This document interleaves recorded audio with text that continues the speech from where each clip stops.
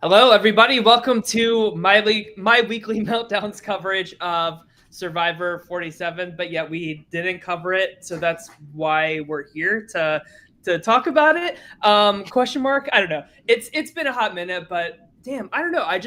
I wanted to hop on here to just kind of put a bow on the season as a whole, because I thought Survivor 47 was really great and worth like just chatting about for a little bit. Allison's hosting some family, so she's not with us, but here with me. So you're gonna say Allison's hosting another show right now, and I was like, why are we both going live on the channel?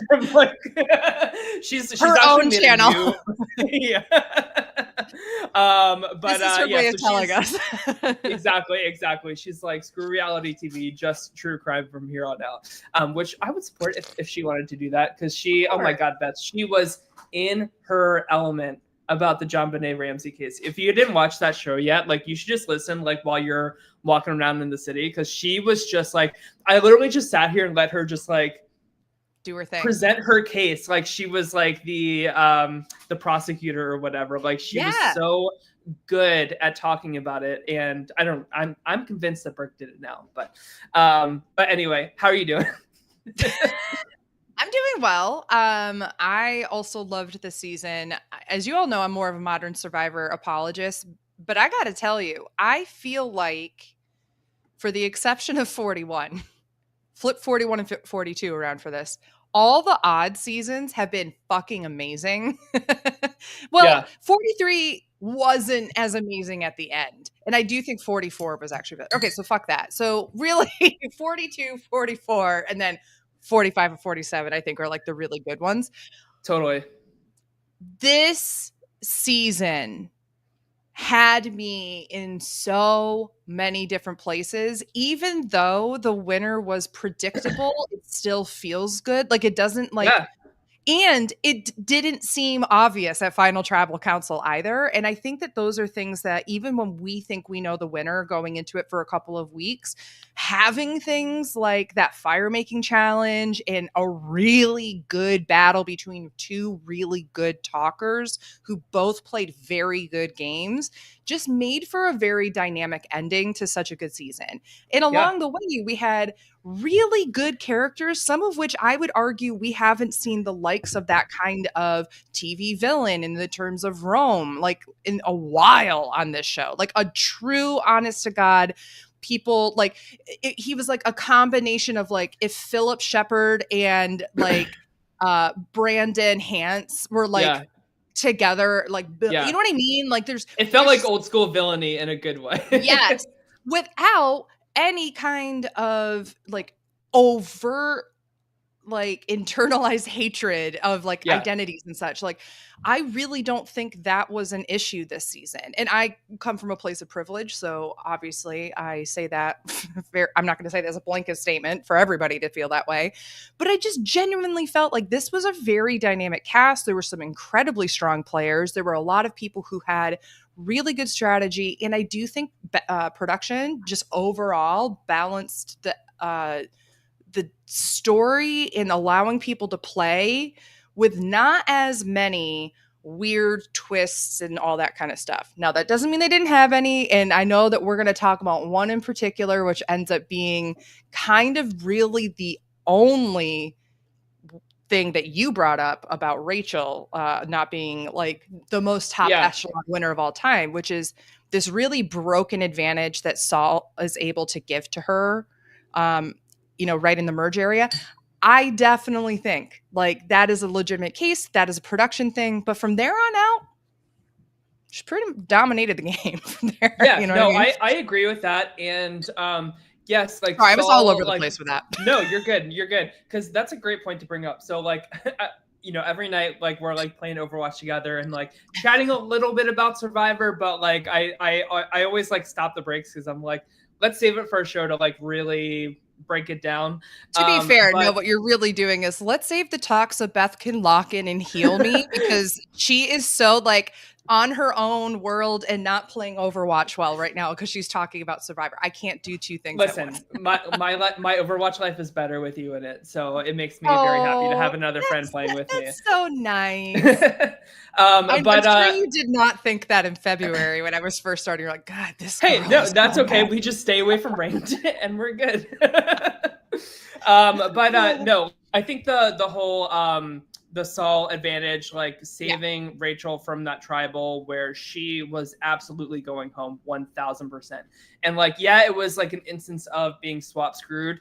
And you know, it really wasn't her fault that she ended up in that position. That's just how the cards fell. But you know, the Survivor history is littered with people who have been swap screwed. I think of like, yes, we can't stand her as a person, but Anna Kate in Survivor Go Wrong, I think she was like so swap screwed, and I think she could have gone on to play like really a lot better game than she did that season. But Jonathan Penner has been exactly. All these people who have, and I genuinely think the audience fucking hates it every single time because it always ends up being someone, except for Anna Kate, who, by the way, falls into this category underneath my name, I'm sure. Yes.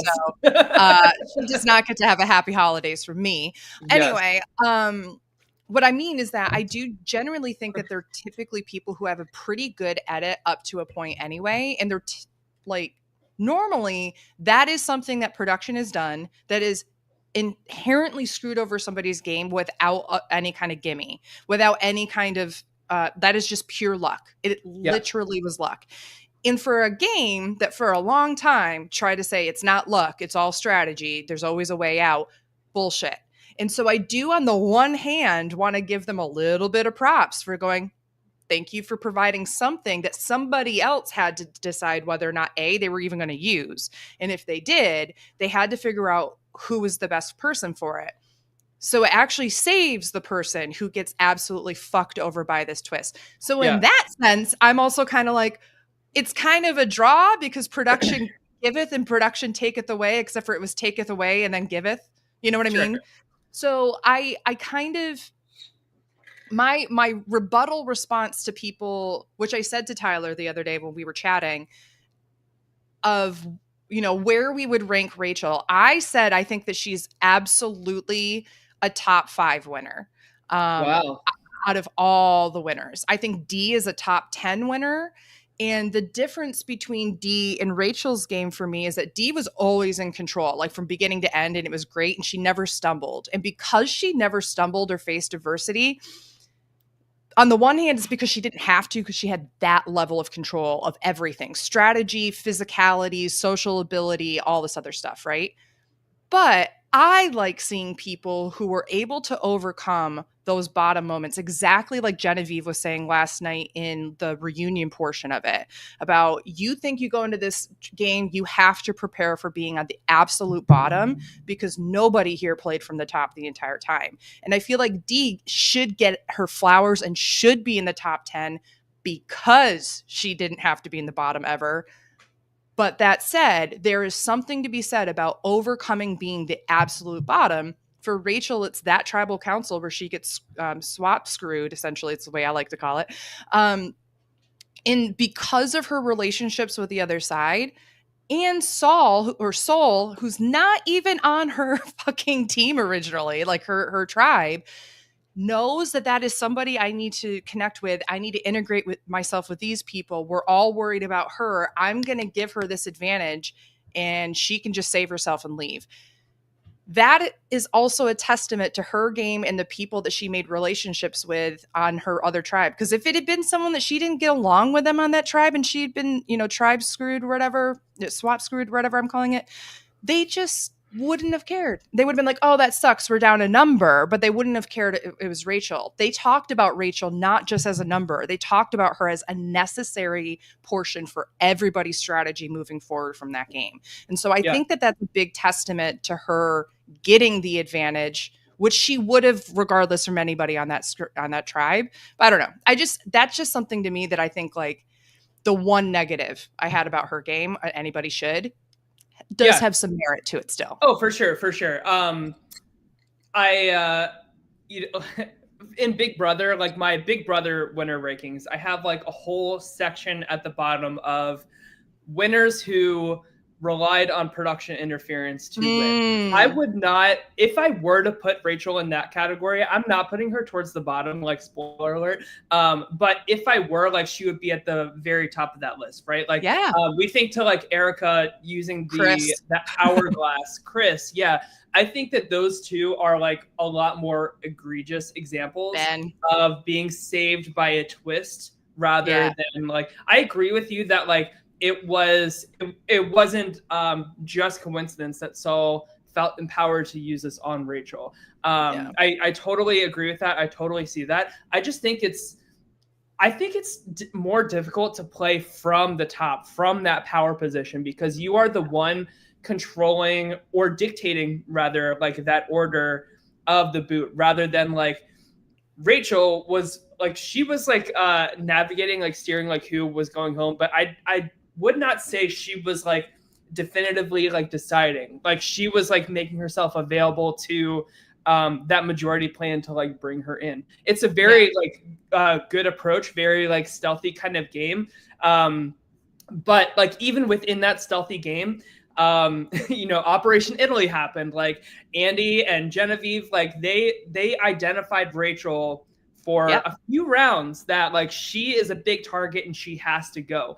Where like I feel like Dee, nobody really ever said that. Even within her majority alliance, she was so well insulated between Julie and Austin that like the only person she had to worry about is Drew. And you just paint Drew as like the nerdy like super fan who he's too smart, he can talk his way through a final three, he's got to go. And he's so close with Austin, and throw that mist over there instead of this idea that she and Austin or she and Julie are so close, you know? Exactly. So I don't know, like if I were to rank like I have just put Rachel in my like all winners rankings, but I'm gonna say first, like within the modern Survivor, so like 41 and up, I would probably rank Rachel second. So I would put like Dee, and then Rachel, and then Jam Jam, Marianne, Kenzie, and then he who must not be named. What about Erica? Oh, Erica after. Then he. Yeah. So she's on the bottom. Yeah, I agree. Absolutely. I actually agree. I think that Gabler doesn't get I say this as someone who is purely talking about what we saw on Survivor and not him as a person. Yeah. Right. He won more fairly than Erica. I will give him that. I think that he doesn't get enough credit, because there is a part of this that we have to remember, that if you're complaining that you don't think someone should win because you don't think that the social game was there, I think that's an edit problem at the end of the day. Yeah, no, that's true. The edit really failed us in terms of for both Erica and Gabler, honestly. Yes. Yeah, exactly. And you know, maybe if we saw more of their game, we would be ranking them higher. But like I can't live in like this fanfic world. Like we saw what we saw, they did what they did. This is how I'm ranking them. So I had the same exact order as you, by the way, except for I would flip Rachel and then Dee. That's I totally accept that. And honestly, it's not like by a huge margin or anything. I think that they played very similar, but also very, very different games, because they had different games to play by production as well. Yeah, for sure. So, all right. So I guess like props to Rachel. Congrats to her. Very, very exciting. You know, two Asian women winners in the 40s, by the way. Yeah, with Erica and her. 3 women winning in a row, which is amazing. That hasn't happened since the 20s. Sophie, Denise. Yeah. So very exciting time. Wait, do they align? So Sophie was first, and that was Erica. No, because Denise was 25. Or do you mean like? I mean the order in which the women won. So like Denise is the last of those 3 winners, right? Yeah. So it goes Sophie, Kim, Denise. Yeah. And then it also goes Dee, Kenzie, Rachel. So is Dee and Sophie similar? Kind of. I think Dee is more the Kim in this. I would think so too. And then Kim and Kenzie, I think is more Denise. Yeah. Mm-hmm. And then Rachel is definitely Sophie. Actually, Sophie. yes.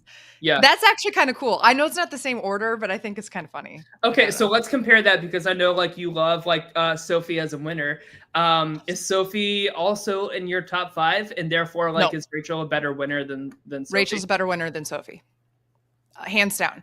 And the reason for that will always come down to that season was not about Sophie.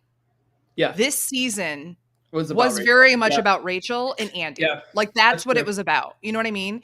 Sophie kind of had a purple edit to a certain extent and is considered one of the most purple winners of all time because it was the Coach and Ozzy and Brandon Hant show forever and not even strategically. And then there were a lot of people who I just think this is a lot of like bias against women, to be quite frank. Sure. In like the very early 2010s when the season aired, you had a lot of people who were like, well, Albert was like really the brains behind things and she just kind of was like a bitch. And I'm like, no, if you go back and watch, she and Albert were both very strategic, but she called him out on a lot of really bad strategy. Don't get me wrong. I want Albert to come back. I would, if they do a second chances for 50, Albert is definitely actually in one of like my top 20 picks for men to come back. Okay. All right. Because I think that he would be good television and he's strategic and he's very delicious to look at. He is. Oh my God. I have not seen South Pacific. That's one of the 4 seasons I have not seen, but like, damn, he looks good. Tyler, I think he still looks good. I think we should do a rewatch like / kind of thing like we were going to do for China. We should do that for South Pacific. I would love that. I would love to, especially with like, I'll get riled up with like culty religion stuff and that like annoys the fuck out of me. That's why we need to watch it. Yeah. I feel like we would just have like the biggest fit talking about this season together. You know what we should do? It's so crazy. I'm going to say it right here. What we should do is do a twofer, like a 2-hour kind of thing where the first hour we have a link that we invite patrons to come watch it with us so that we can all see Tyler's response to, you know, the most like misogynistic totally shit that you've seen. And like, I am fully unspoiled on the season, except for I know Coach and Ozzy are there and that Sophie wins because she plays the part of like this like religious cult member. That's like all I know. Yeah. Ish. That's kind of why she wins, but it's more nuanced than that. Of course, it actually is a season that is ranked so lowly in it as it should in terms of like it doesn't make you feel comfortable and good when you're watching it because of the cult aspects of it. But does it kind of taste like Big Brother 19? You know how like culty that season is for Big Brother? Yeah, like, is it kind of like that? No, it is culty, obviously, but this is cult in the name of the Lord. Yeah. That's scary. That is. Have you ever heard? Scary. Have you ever either watched somebody play or played Far Cry 5? No. It's all cult, and it feels like this. Like it's this genuinely is it is people who are genuinely reborn Christians thinking I'm playing the game like this. People who were taking advantage and pretending to be that person, and people who were going with the flow and pretending to do that, but aren't taking advantage of it in this way, that are being strategic in the game sense, but just for social reasons doing it here. Sure. And it is people in those latter two categories, and that's just one tribe. And then you have this other tribe, and you have an interesting, this is the first season with Cochran, and Cochran has an incredible storyline with this season. And one of the things I was going to say, though, is that this season is one of the most famous for being truly 50-50 at the merge. It was back and forth. Sorry, this is a spoiler, but it was back and forth who goes home. And the pre-merge was fucking thrilling. And then the post-merge is even better. And it really, from just a pure game sense, is incredible. And every single person on that show at one point is a fucking dick. And every single person at another point deserves some sympathy, even though like really super like religious. So people. Lots of complex characters. Yeah. Very. Okay. And I think that's why it's so lowly ranked because, and don't get me wrong, I have now watched it a couple of times because nobody else would cover it from like RHAP. And I was like, I'll do it. So now I feel like I like defend this season, but it genuinely is. It has Redemption Island. It's, in my opinion, infinitely better, and so much better than Redemption Island, the Boston. Yeah, I could see that. Infinitely better. I will say, like, speaking of pre-merge, like, I do think that one thing that this season has over Survivor 45, I still like Survivor 45 a little better than 47, but I do too. The pre-merge of 47 was way better than 45. Like, we have to remember 45 had like 2 pre-merge boots. One of which, or not boots, quits. One of which because she missed her vape too much, and the other because he just felt satisfied with his experience after 9 days, which I will never. And wanted to feel satisfied somewhere else. Yeah, his husband. It's a little H word probably. But yeah, I just. Why don't you just jack it in the woods? Right. I mean. I have to imagine. Now, I guess, who was it? Somebody was saying, I feel like Ozzy and other people have had sex on Survivor, but but quite frankly, I think it was somebody saying like sex really doesn't happen that often on Survivor because everybody is fucking tired and depleted.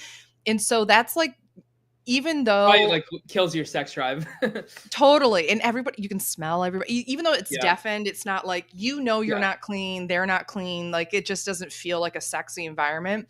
Yeah. And so like, I think it was like Adam Klein was talking about, what was her name from it wasn't Fergie. Figgy. Thank you. I knew it wasn't Fergie, but I was like, Figgy and whatever his name was, they were kind of showmance. Everybody was figuring, oh my God, they're having sex. But I think he was like, no, girl, like we were all so dirty and smelly. And I knew they were not because they admitted, they're like, no, we never had sex on the show. But probably at Ponderosa, I'm sure. But like not, I think that's where the nickname Ponderosa came from. Okay. Let's have a pretty big truth here. Would you now pretend like you're not engaged to Timmy and you go out and you play Survivor and you have an incredible time and a great cast. Everybody gets along for the most part. There's a lot of different dynamic personalities and body types and people. Would you participate in a postseason orgy at Ponderosa with your castmates? If yes, unless I was a 0 vote finalist. I think if I were a 0 vote finalist, I'd go, y'all have to make it up to me. I am about to be how many of you? Baby. Yeah. I'm about to be a 19, point. Give, every single one of you has to make me come before I leave. Thank you. There you go. Perfect. Yep. But no, you're good. That's just a funny visual. I can't. Just take off the RHP sweater first. First of all, to any friends, family, or colleagues that are watching, I'm sorry. Do you want me to pivot here? I'll pivot. So the pre-merge, I just want to give roses to the pre-merge. Thanks, Wayne. Because Annika, she just had such an iconic bitter exit, which like I love. You know what I like, my least favorite moment of the season is when Kyle gets voted out. He gives everybody a hug and he has this whole like thing about like treat each other with kindness, like love one another, like do the best you can. And I hate that circle jerk of like just like lovey-dovey Survivor as much I know like Jeff is all about right now too. I want to see more exits like Kelly in 45 or Annika this season. Like if my shot at $1 million was yanked away from me and I had no idea it was coming, like I would be fucking pissed. And I'm not gonna like be like, great job guys. Like I loved Caroline this season too, but like she was so like, wow, that was really great job guys. Nice. That was excellent. That was incredible. Yeah. Like I just want some bitterness. Like let me see it. You know what? I hope that I would be able to bring out Bitter Beth, because I hope so too. She has a mouth on her, and I think she's entertaining as fuck. But the problem is I have shoved that voice so far down for the purposes of being socially acceptable. Yeah. It's like I police that innate feeling that I don't know if I'd be able to deliver. But I've been thinking about this a lot, Tyler, because I have no life. But I have been thinking about if I got voted out in a blind side, I would probably look shocked and pissed and then be like, good game, everybody. And then like get up and like grab my torch and be kind of like, try to like, maybe give a couple hugs, that kind of thing. Jeff's, does his whole thing. Knowing me, I'd probably make some comment to Jeff or like, be like, like do some weird shit with my face and then be like, bye guys, like good luck. And then as I'm walking away when you can't hear me, I'd be like, motherfucker, you piece of shit, you were all fucking piece of that, and just scream and like do all that stuff. Kind of like when Penner leaves in Philippines when he's like doing the Survivor theme song. Yes. That kind of thing. I would do it, except for I'd have a motherfucking meltdown because what it was this season, right? When somebody cried as they were leaving, it was like horrible, or was that last season? I forget. But you know what I mean? There was somebody who left, and it was the sobbing and the crying was so genuinely heartbreakingly loud, and everybody in Tribal and the jury and as well. Was it like, Tiana? Yes, I think it was. I think it was, and it was everybody. That was really when Rachel was like yanked from that Tribal, and like so that's when like the Blue Tribe had to turn on each other by default. And so Tiana was like really emotional going out. That was a great Tribal, by the way. Like, and as much as I'm like poo-pooing this on like Rachel winning because of this twist, like it produced a really dramatic and raw Tribal council that I really enjoyed.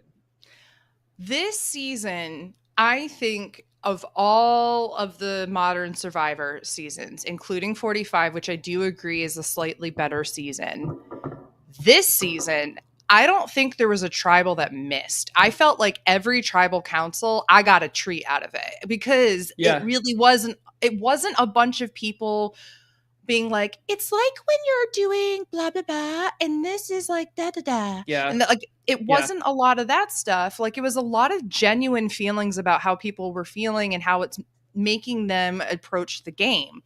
And that is infinitely better than Jeff being like, no, if this was surgery, where would it be in the surgery? And those kind of questions. Yeah. Like, I didn't have a single time this season where I felt like Jeff was like pushing Tribal in that way. And so I often tried to do this.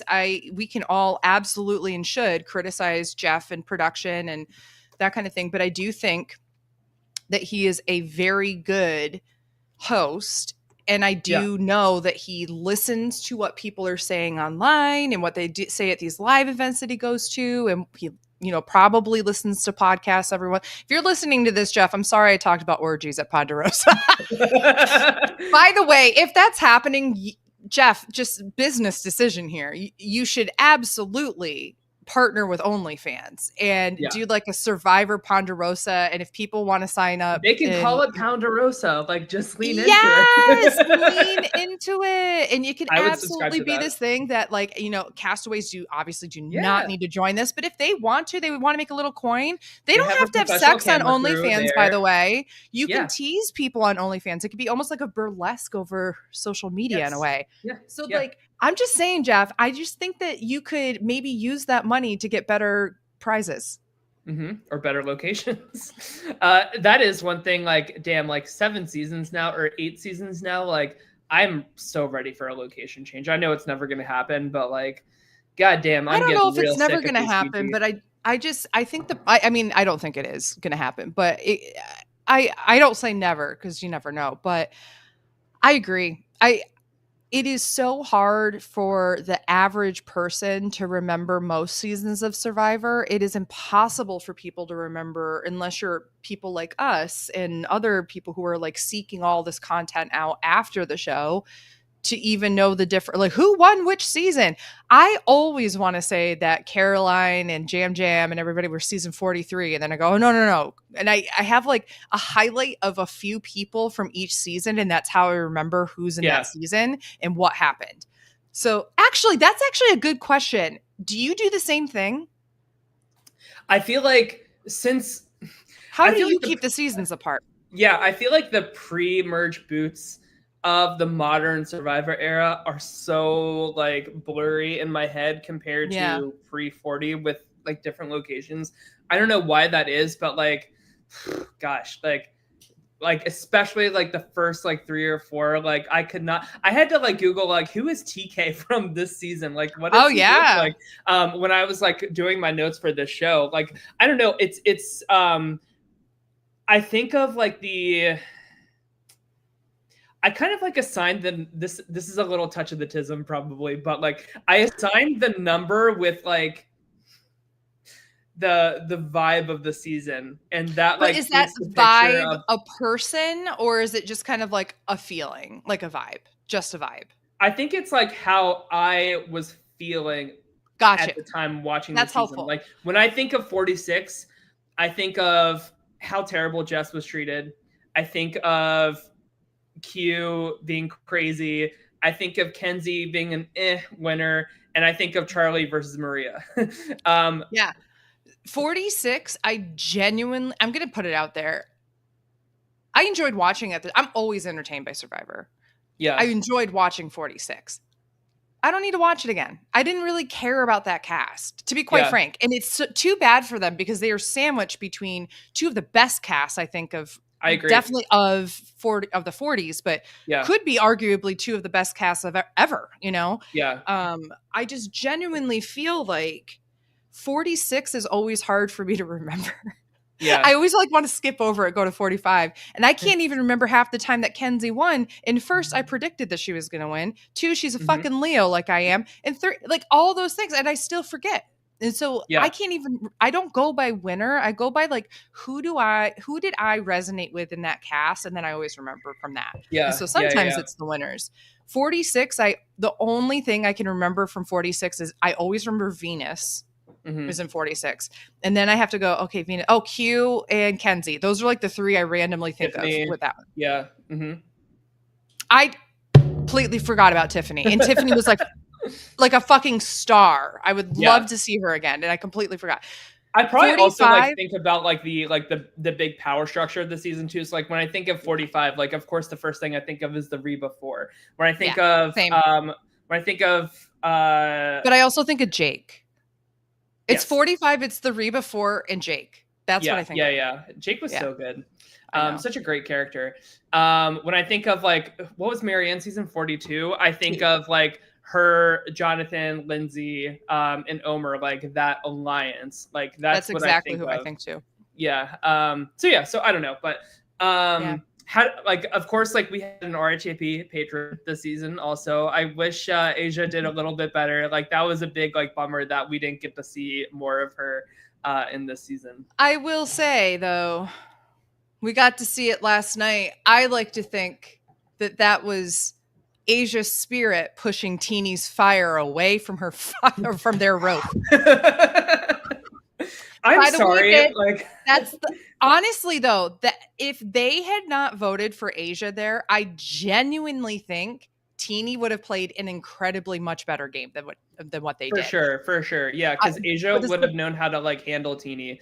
And Teeny also would have known how to handle Asia. Yeah, totally. I just like, I'm sure Teeny is a wonderful person in real life, but damn, like it's really hard for me to think of a modern Survivor player who played worse than Teeny.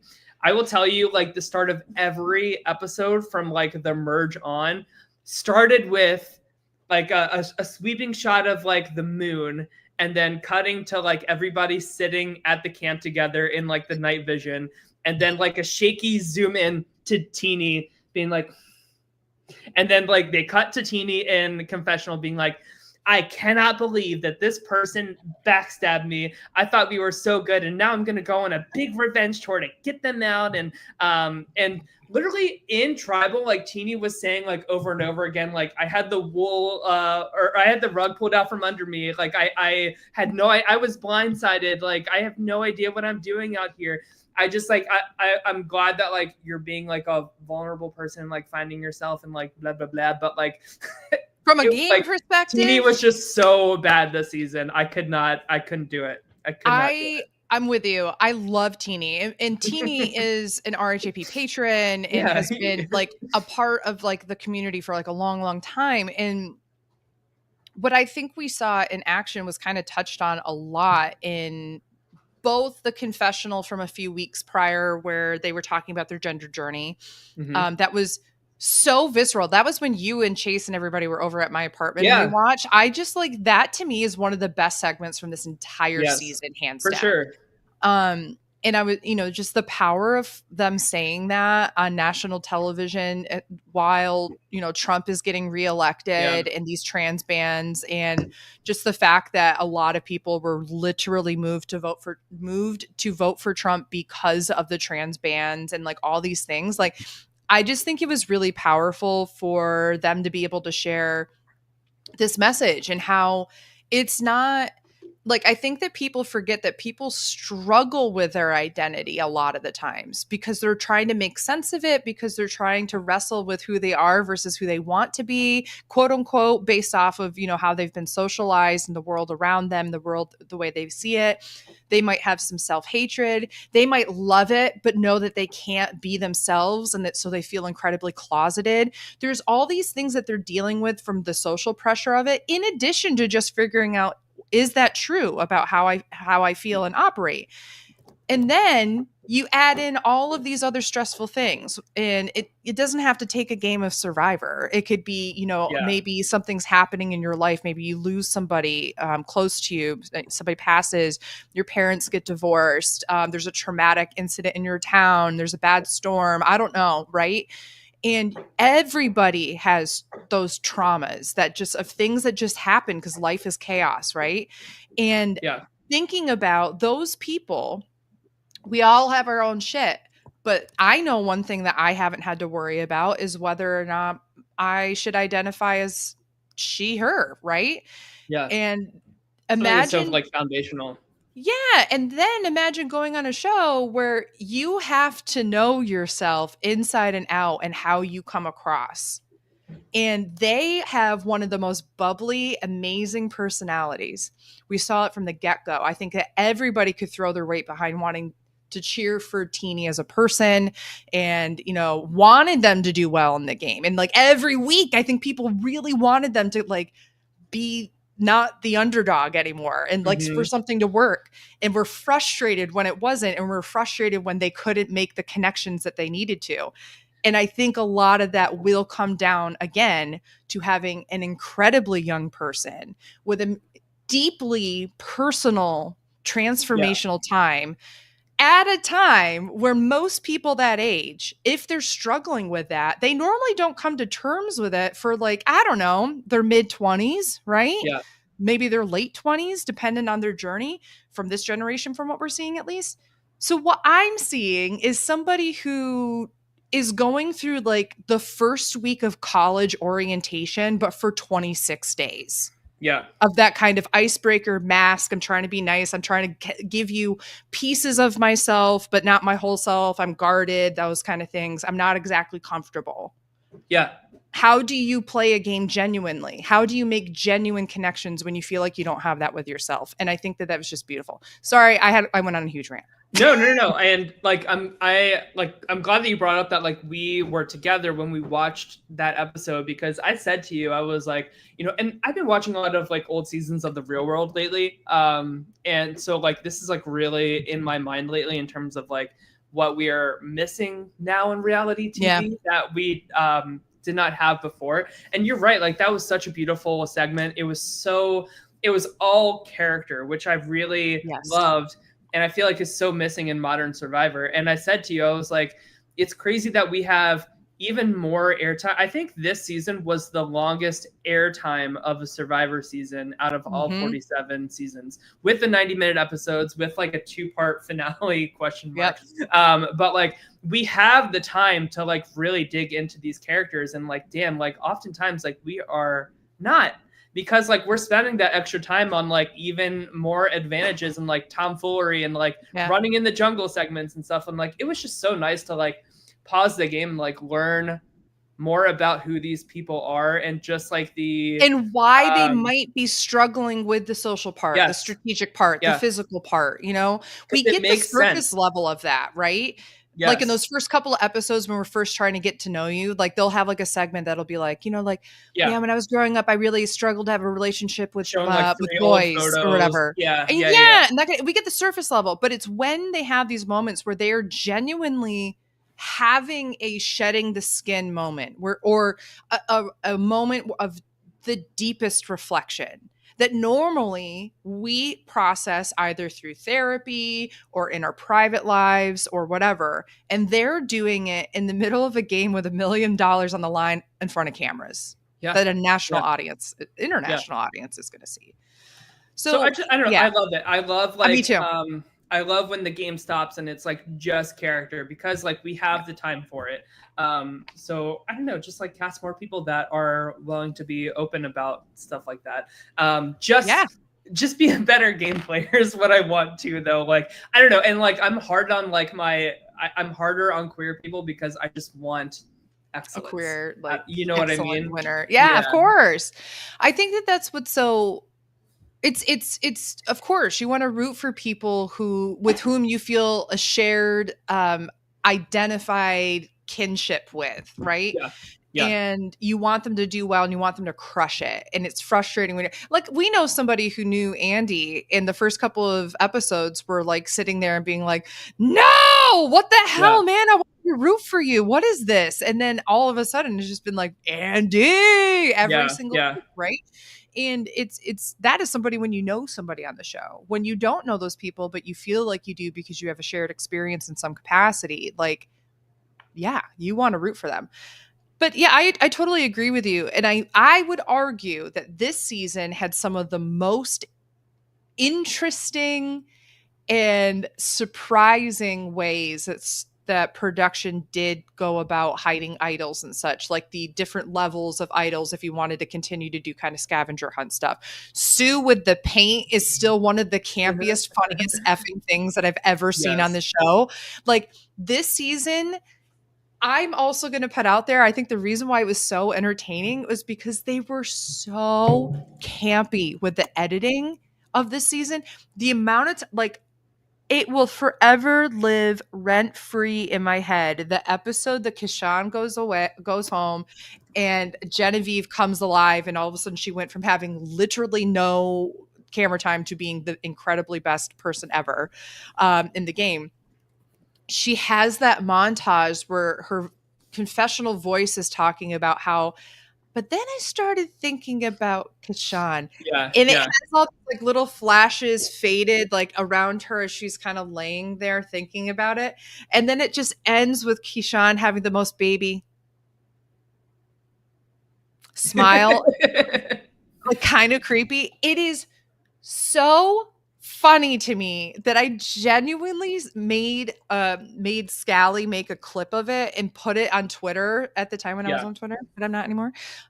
So that I could take that video and just watch it over and over, use it as a GIF. It is so funny to me. But they did it at other times too, with like this, like, I'm going to be thinking about this, or they'd have this incredibly beautiful, high definition, incredible aperture, like shot of somebody digging. And then it's just like their mouth gets so. And it's just I know what you mean. That doesn't need to be in HD. And it's fucking hysterical that you did. Yes. Let's see. So I know like Jeff has said that one person from Survivor 50 is getting the call from this season. Who do you think it is? Well, if I don't think they're doing a Winners at War, so I don't think it would be Rachel. But I don't think that Jeff has said no winners though. Right. But I think that if he's going to go for winners, I don't know if he'll go for Rachel. But honestly, so? Actually, I don't know about that. I think he could, because he really gave her praise, like in the final. Like I think her winning that 4th immunity challenge, I think like really was a big deal to Jeff. I think that he really loved saying that. And to be sure, this was, in my opinion, she covers every single tenet of what Survivor is from both a production and an audience standpoint, right? She's entertaining in confessionals. She finds idols. She takes advantage of the advantages. Mm-hmm. She's not afraid to be like a Tony and like, try to hide and get information. And so like all of that is shared. But then on top of that, she's physical and can win immunities. She's strategic and like has thought of like the shot in the dark to know whether or not to play her idol. Incredible. Yeah. Like that's incredible strategy. And what I didn't know at the time, because that was another episode that you and I watched together, is we both kind of were like, And I said, the only thing that makes sense is if it's allowed in the rules that you can use an advantage, after you've used a shot in the dark because you didn't vote, are you allowed to still use it? When we found out that we could, and that she did that for that exact reason, to gauge what people's reactions were, regardless if she was safe or not. So that way she knew whether or not to play the idol. It was incredible.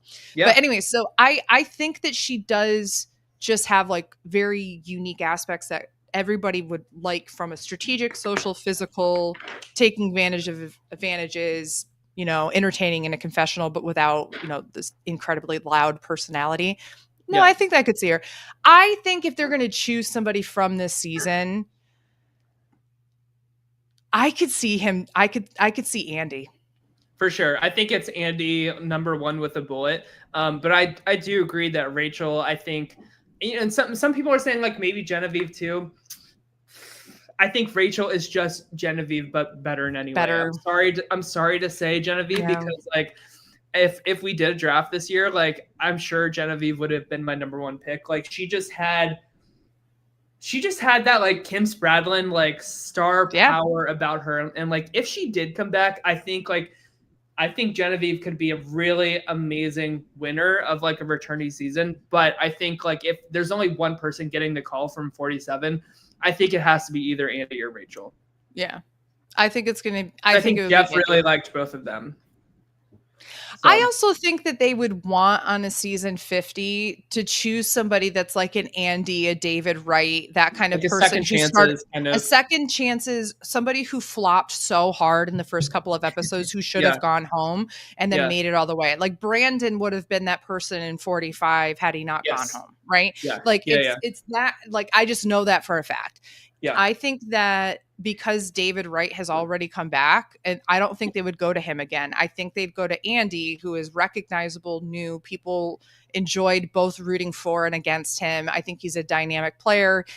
I think it's quite literally half of the episodes were quotes of Andy's, their names. Yeah. So like it's very obvious that they love him. Yeah, exactly. As they should. Exactly. And also, as another person who's an RHAP patron who was on the show, very excited to see baby Andy, go so far and do so well. And hopefully we'll see him on 50. Yeah.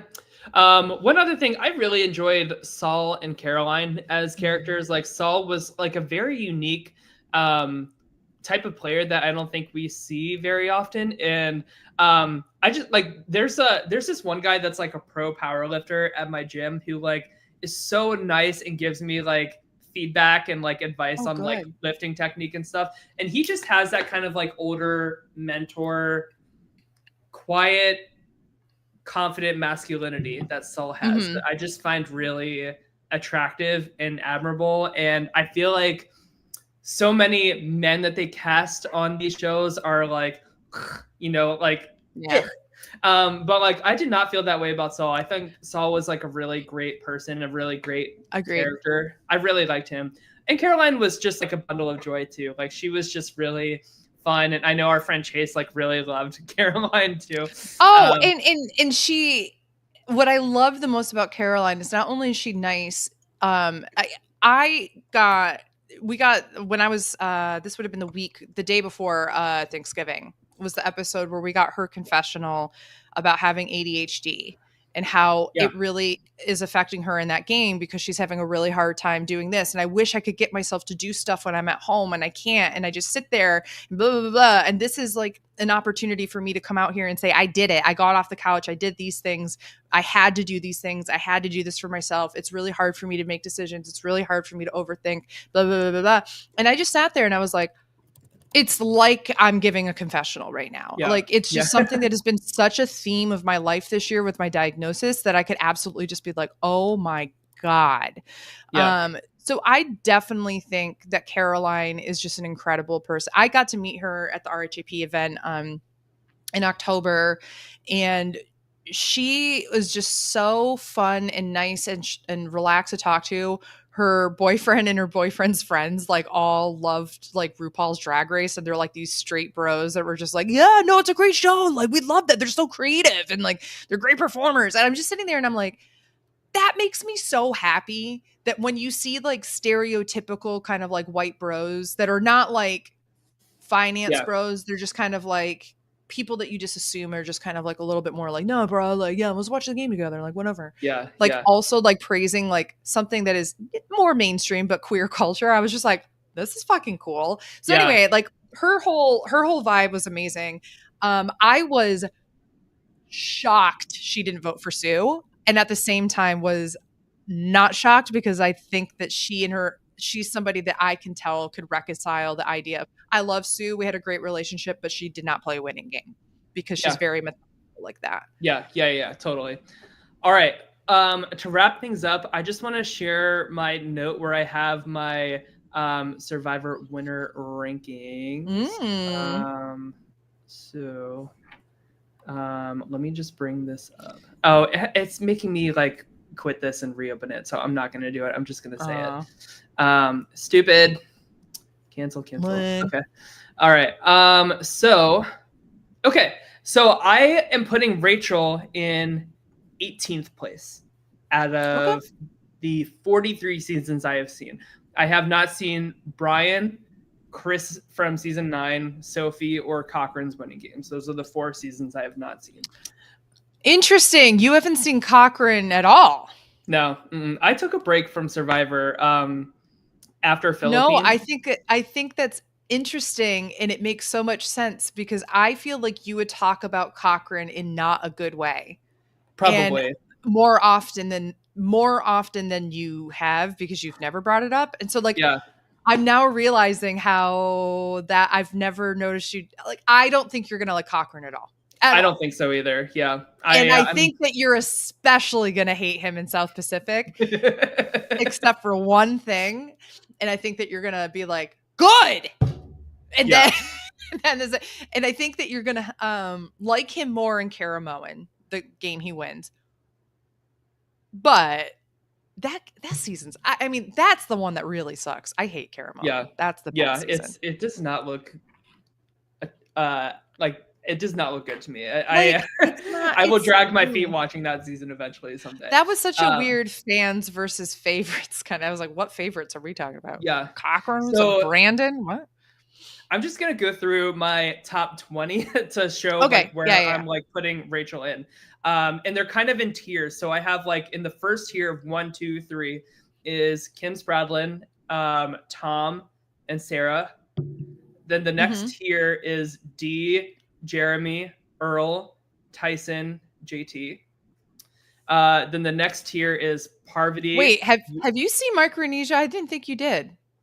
I have seen like enough of Micronesia. I haven't seen the full season, but like continue. I feel like I can tell a complete enough story. No, fair. All of a sudden when you said Parvati, all of a sudden I'm like, oh, wait, I don't know. I didn't think you'd seen that. So go ahead. I've missed the 2 or 3 episodes of the merge, I think. So Parvati at 9th, Yul at number 10, Todd, Richard, Sandra from Heroes versus Villains. And then the next tier includes Rachel. So it's going to be Boss and Rob, Tony from Winners at War, Natalie Anderson, Vesepia, Rachel, and then Tony from Cagayan. And then Marianne is number 20. Which I think I might bring Marianne down a little bit now that I'm think Marianne deserves. I think Marianne should be a little lower in how Denise you're is after Marianne, and I think that Denise. I think Denise should be lower. Yeah? I mean, you guys know, like, I love Denise and I love Philippines and that kind of thing, but I do not think that she's one of the best winners of all time. I think that she has one of the best stories that was like also not really the point of the season, which is interesting. Like, it wasn't like this was Denise's story. It was just kind of, it was really more Malcolm's story or Abby Maria's story or whatever, right? Well, in this Lisa's. Like in that tier, like this is the biggest tier of like did not have a lot of control, but like had a rootable or not rootable, but like a strong enough story to win them. So it's like Marianne, Denise, Aris, Jam Jam, Nick, Kenzie, Ethan, Sandra from Pearl Islands, Tommy, Tina, Adam, and Michelle. Like those are like that's a very big like mid-tier winner. I think that Denise is a great player. I think it's also a big plus that she survived every tribal council. Like I think that is I think that is such a unique thing. I don't think if Marianne went to every tribal council that she would have survived it. You know what I mean? Agreed. I think that is such one of the best things about it because her tribe was literally decimated. Yeah. And that final four, she should have gone home. Yeah. And the fact that she was able to convince them not to is such a huge plus in her favor. Yeah. The fact that Malcolm just completely choked in that final immunity challenge. Yeah, she's lucky. So lucky. So she's lucky with that. And he had like the 2 extra chances or something to like when he was holding it. And he still choked. Like, but she's physical or whatever. Like, I never counted her out from winning from that anyway. But like, she's so lucky he choked and was in such a negative, but also so confident in his place. So that she could be like, look at how confident he is, even though like it should be between us going home tonight. That's that like therapist, like introspection. Incredible. Sure. That's what I'm saying. Is like, it's such a unique skill set that I do think that she's like absolutely a mid-tier. I'm going to go back. I think when it comes to Rachel though, I was just going to say, I think she needs to be higher than some of those people you listed. So let me explain why I think she's like a slot above Tony from Cagayan. Like whenever I do these winner rankings, I'm like, what is that person's winning game like kind of remind me of? And are they a better or worse version of that? And that's where I start to think. So Rachel had a lot of advantages that she found, not in a bad way. I'm just like points that are similar to Tony. Tony never had like a majority alliance that was locked in, but had a faithful person that was like really loyal to them that helped them out.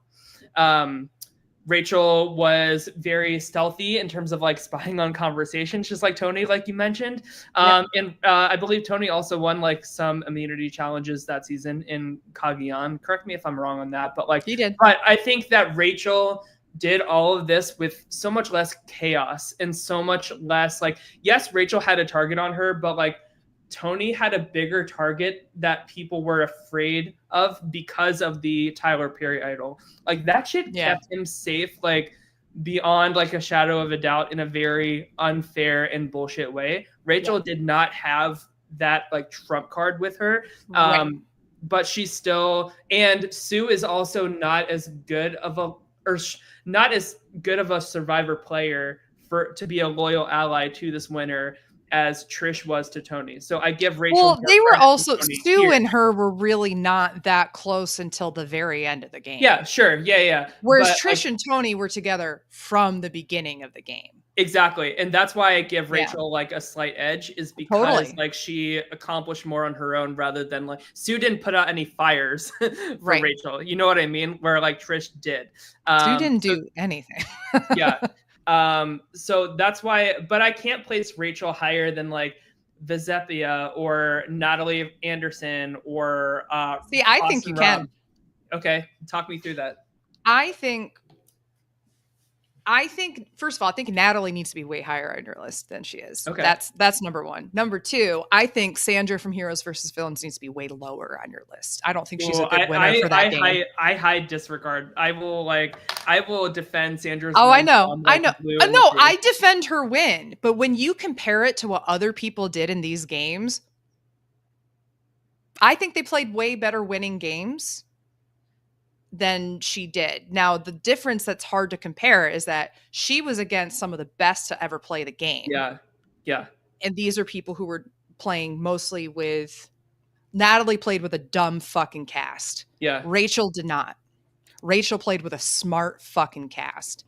I think that Natalie and Rachel had way more agency, played with the rules of like production advantages and those kind of things in a way that was unique and strategic, in a way that Sandra has every ability to do so. She wasn't on a season where they really had much for twists and such, right? It's like they were more successful Parvati's in Villains or Heroes versus Villains, who then also were able to manipulate and keep the power the way that Sandra was with the target in the sense of Natalie, she was never the target. Mm-hmm. Rachel was the target. And I think it is far more like points in her category to say, I'm a threat socially. Everybody knows that I'm a threat physically. Everybody knows I'm a threat. And even the times they could have gotten me out, I have either been able to win a challenge, do what I need to do to change the tides in my favor from like a social perspective, or play within the fun twists of the game to make sure that I'm covered. And I think that is innately way more fascinating and shows way more agency in the game than what Sandra was able to do in Heroes versus Villains, where I feel like she was an important member of the villains. But I do think it wasn't really about her agency as much as it was about how she supported it's the anybody but me thing. Yeah. That's an important game and it's hard to play. And I'm not doubting that at all. She deserves to be in the top 20. I just think that she needs to be closer to where Rachel is. And I think that Rachel and Natalie should be higher. Okay. So that's how I judge things, you know? Yeah. Okay. So I would consider boosting, because of that argument, I would consider boosting Rachel up to maybe 15th instead of 18th. Fair. So like slotting her. So Sandra, Heroes versus Villains, is number 13 on my list. And then Boston Rob after that. Like Boston Rob played a dominant game, but it took him 4 times with like a really meh and a dumb cat. Natalie needs to be above Boston Rob like so badly because she played with a dumb fucking cast and did it how he played, but she did it way better in her first time. With her twin being the first one voted out. Yeah, the whole twist of that season was blood versus water, and her twin is voted out first, and she wins. Yeah. Yeah. You know what I mean? She doesn't have anything built in. She has. I guess I just like when I zoom out on Natalie Anderson's game, I think of like her 20 was voted out first, and then she got blindsided big time when Jeremy was voted out. Way bigger blindsided than Rachel was when Sierra went home. Right. And I feel like Natalie Anderson really turned it on for the end game, but I didn't see it until like that late game, like when she was like telling Jacqueline how to vote. Like that's when she like really turned on, in my opinion. That's when she turned it on for the jury. And it was badass. Sure. It was great. Yeah. But she also was completely in control for the exception of the Jeremy vote. Yeah. Period. That's where like I need to revisit San Juan. But also I just love her because she did not take shit from anybody. So I love when you have specifically a woman of color, but you have a woman who is facing off against some of like the most misogynistic, awful, racist man ever with John Rocker, and going toe to toe to him and being like, fucking hit me then, go for it, go for it. And like, so you have someone who will not back down from the bullshit that like people are bringing into the game. And at the same time was very openly dominating the game, and people knew it. and wanted to work with her rather than get her out. And I think that's Yeah. a testament to her ability to really anyway, the whole point being is that I think it's a much better season. Rachel played a better game than Natalie? Yes. Okay. But here's the thing. I think the reason for that is because production was able to provide a game that Rachel could do those things. Yeah. Natalie played a really good game for what she had for her twists and everything and navigated them well. But I agree with you that I think that she flopped harder than Rachel did. When she gets blindsided by Jeremy, when I think that there was moments where she absolutely this is so hard because yes, but Rachel would have gone home if Saul did not, if that advantage did not save her. Like, I can't get that. But would they have put that advantage in if they didn't do that random twist for having them split up like that? Because they already had a Mergeageddon the week before. See, this is why, just stop with all these shenanigans. It makes these rankings like a lot. But that's what I'm saying is that it's hard to really compare people from different eras because the game is so different almost every single time. So you can sit here and say these merits for people, and you and I are different people like every other person. We cherish different things about what we're seeing in other people's games, right? Like I love seeing people overcome being at the bottom at one time and then just dominate the game. I think that's such a testament to someone who's adaptable and able to take advantage of being on the bottom and those kind of things. And I know you really like when people are fucking dominant from beginning to end and don't give people the chance to put them down. And both I think are legitimate, you know? Yeah. We should do a blind winners ranking where we both submit our rankings from 1 through 47 and then reveal it on air, the average of those two. So we can. And we should put it in the Patreon group as a Google form and see what the audience thinks. So to say, I would love that because I love winner rankings. I think it's a really fun discussion. I know some people poo-poo it, but I think it's really fun. You know who we should ask if they would do that with us would be PM7 from who's the Pokemon YouTuber. I would love that. I know he loves Survivor and he loves rankings and he loves drafts, and those are his three things that he's I would besides love Pokemon, to do that. Really. So, all right. Anything else for Survivor 47 before we turn the page on a great season? No, but I just want to say that, Jeff, if you're so obsessed with me and saying a gust of wind all the time, that was so funny.